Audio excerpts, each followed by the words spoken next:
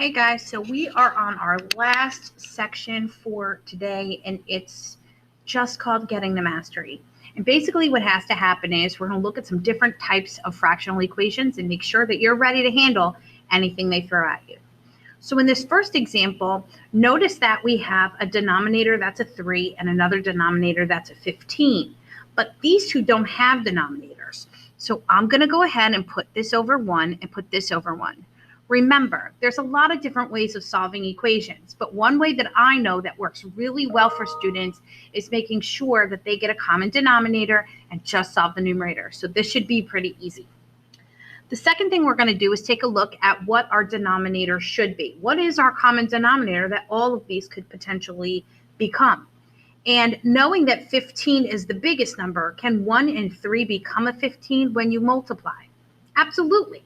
So we're going to use 15 as our common denominator, which means I have to do 3 times 5. I'm going to do that top and bottom. We're going to do, on these next two, because they're ones, we're going to multiply by 15, top and bottom. Now these are going to give us some pretty big numbers. So that's okay though. And in this one, it just stays 15 because they all have to be the same. So let's check it. We've got 5 times 3 is 15, 15 times 1 is 15, 15 times 1 is 15, and we just have a 15. So now that we've made all of the denominators the same, I can go ahead and solve the numerator. So what does that look like?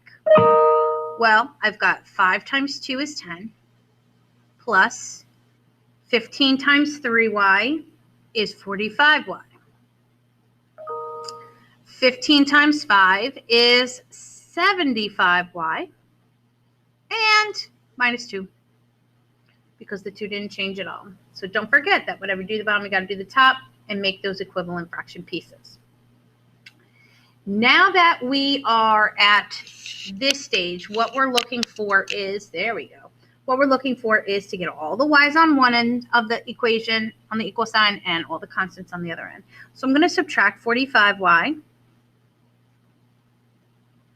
to keep my y's positive. Additive inverse, showing the work here. 75 minus 45 is 30.